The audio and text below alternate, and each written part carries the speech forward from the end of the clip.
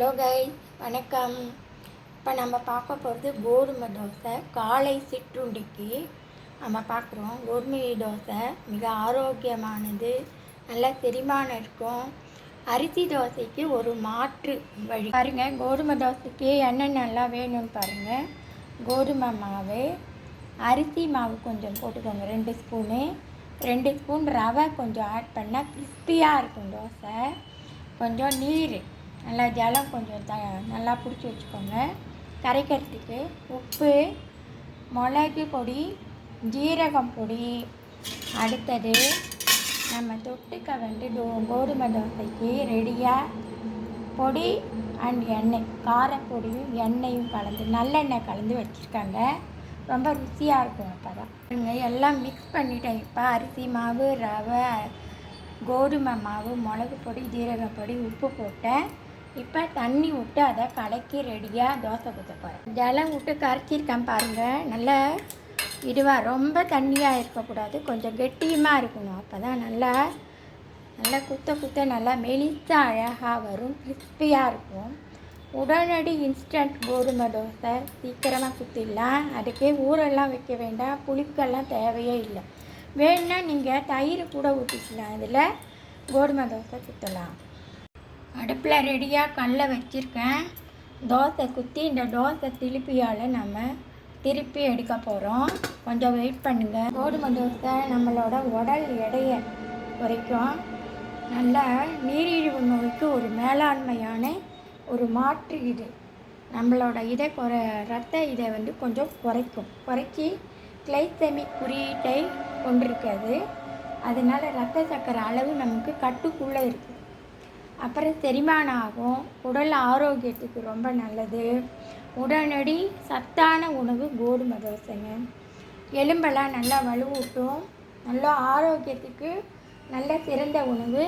பாரம்பரிய அரிசிக்கு மாற்றான ஆரோக்கியமான சத்தான கோதுமை தோசைங்க. எல்லாம் நல்லா விரும்பி சாப்பிட்லாம். எல்லாருமே இதை சாப்பிட்லாம். உடனடி இன்ஸ்டன்ட் கோதுமை தோசைக்கு பொடி எண்ணெய் மட்டும் இல்லாமல், காரப்பொடி எண்ணெய் இல்லாமல், புதினா சட்னி, தக்காளி சட்னி, தேங்காய் சட்னி எல்லாமே நம்ம உபயோகப்படுத்திக்கலாம். எங்கள் பெரிய அக்காவுக்கு இந்த தோசை ரொம்ப பிடிக்கும். அதை குத்தும்போது மாவுலேயே எண்ணெய் விட்டு அவங்க குத்துவாங்க. அடிக்கடி பண்ணுற தோசை எங்கள் பெரிய அக்கா. கோதுமை தோசை நல்லா பண்ணுவாங்க. சுட அப்படியே சாப்பிட்லாம். நல்லா 5-6 தோசை நல்லா சாப்பிட்லாம் காலை சிற்றுண்டியில். இதுலேயே கோதுமை தோசையிலேயே உடனடி இன்ஸ்டன்ட்டு கோதுமை தோசை இருக்குது, வெங்காய கோதுமை தோசை இருக்குது. மசாலா போட்டு எல்லா காயெல்லாம் போட்டு அதுலேயே இது பண்ணி குத்தும்போது மேலே அதை அந்த காயெல்லாம் இதுன்னு குத்தலாம். அதை மாதிரி மூடி வச்சு நல்லா அழகாக குத்தலாம். மசாலா தோசை, கோதுமை அடை தோசை. இதில் எல்லா பருப்பு வகையெல்லாம் கூட கலந்து அரைச்சி அதில் போட்டு கொஞ்சம் குத்தலாம். காய்கறியெலாம் போட்டு நல்லா குத்தலாம். குழந்தைங்களுக்கெல்லாம் காய்கறி போட்டு, ஏன்னா காய்கறி சாப்பிடாத குழந்தைங்க கூட இந்த கோதுமை தோசையில் காயெல்லாம் கலந்து நம்ம இது பண்ணி வேக வச்சு நல்லா அதோடு கலந்து ஒரு பக்கம் குத்திட்டு அது மேலே இந்த காயெல்லாம் தூவி திருப்பி போடலாம்.